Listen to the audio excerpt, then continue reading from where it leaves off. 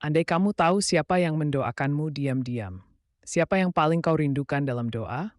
Andai kamu tahu siapa yang diam-diam mendoakanmu, mungkin hatimu akan luluh. Bisa jadi itu ibu yang tak pernah berhenti menyebut namamu dalam setiap sujudnya. Atau sahabat yang kau kira sudah melupakanmu, tapi masih menyelipkan namamu di sela-sela doanya. Mungkin pula seseorang yang pernah kau bantu dalam diam, dan kini setiap kebaikanmu terus hidup dalam doa-doanya. Kita sering merasa sendiri, padahal ada cinta dan kepedulian yang tak terlihat, tersimpan dalam doa-doa yang tulus, tak terdengar tapi menembus langit. Video ini adalah ajakan untuk merenung. Siapa yang kau rindukan dalam doa? Sudahkah kamu menjadi seseorang yang juga mendoakan diam-diam tanpa pamrih? Karena terkadang doa paling kuat bukan yang diucap lantang, tapi yang terucap lirih dalam malam, penuh harap dan kasih, tanpa diketahui oleh siapapun. Kecuali, andai setiap kata tercatat dalam langit, berapa banyak yang membuatmu malu? Andai setiap kata yang kamu ucapkan tercatat jelas di langit, terpampang tanpa bisa dihapus, berapa banyak yang membuatmu ingin sembunyi karena malu? Kata-kata yang kamu lontarkan saat marah, saat bergosip, saat merendahkan orang lain, semuanya tertulis. Tak ada yang luput, bahkan yang kau anggap sepele sekalipun. Lidah memang ringan bergerak, tapi setiap hurufnya bisa jadi beban berat di akhirat. Video ini mengajakmu berhenti sejenak dan merenung.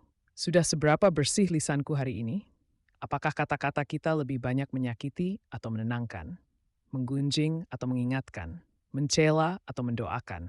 Ingatlah, setiap kata adalah cermin hati, dan setiap ucapan akan dimintai pertanggungjawaban.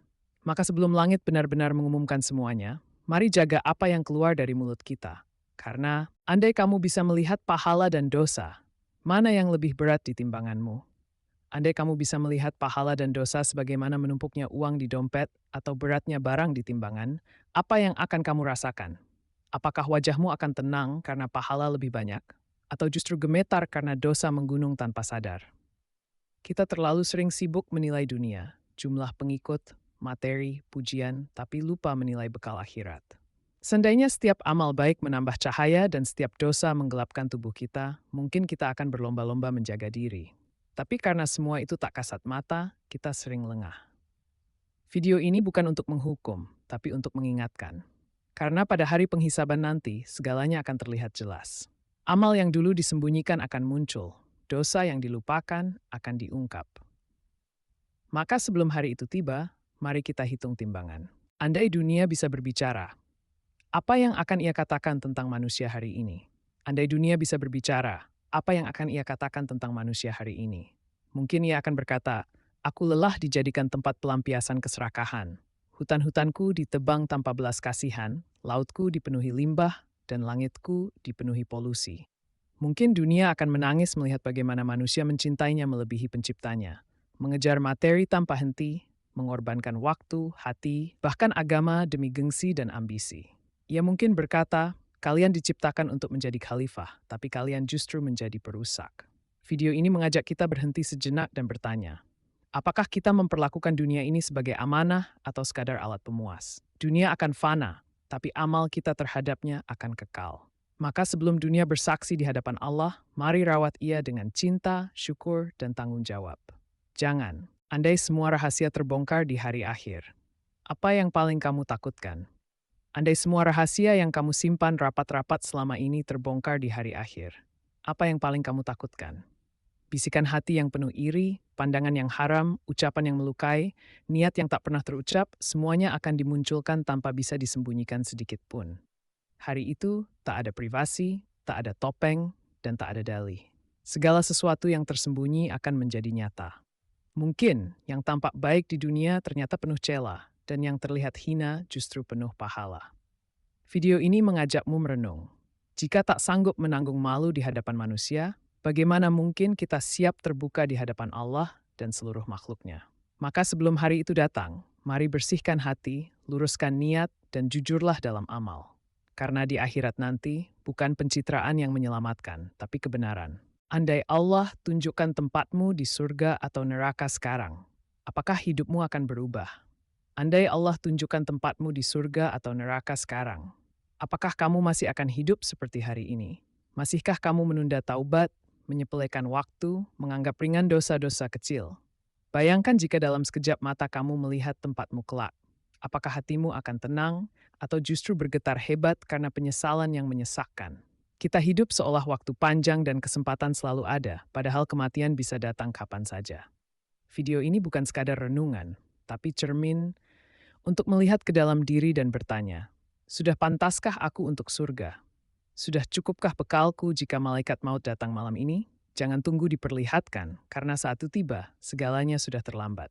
Mari ubah hidup sekarang, selagi masih bisa. Karena tempat kita kelak, sedang kita siapkan hari ini. Andai Salat bisa melaporkanmu, apa isi laporannya setiap hari? Andai Salat bisa melaporkanmu kepada Allah, apa yang akan ia katakan setiap hari? Mungkin ia mengadu bahwa kamu datang terburu-buru tanpa hati yang hadir. Atau bahwa kamu lebih sering memikirkannya sebagai kewajiban bukan pertemuan suci dengan Sang Pencipta. Salatmu mungkin berkata, ia berdiri di hadapanmu, ya Allah, tapi pikirannya di tempat lain, di bisnisnya, di ponselnya, di dunianya. Salat yang seharusnya menjadi cahaya, bisa saja menjadi saksi atas kelalaianmu. Video ini bukan untuk menghakimi, tapi mengajak kita merenung. Apakah salat kita menjadi penghubung yang tulus atau sekadar rutinitas yang hambar? Jangan tunggu sampai laporan itu menjadi penyesalan. Mulailah dari sujud yang lebih tenang, dari bacaan yang dipahami, dari niat yang sungguh-sungguh. Karena salat bukan hanya kewajiban, ia adalah hadiah dari Allah, jalan untuk menguatkan hati. Andai Allah bertanya tentang waktumu, apa jawabanmu atas setiap jam yang telah berlalu? Andai Allah bertanya tentang waktumu, tentang setiap detik, menit, dan jam yang telah Dia pinjamkan, apa yang akan kamu jawab?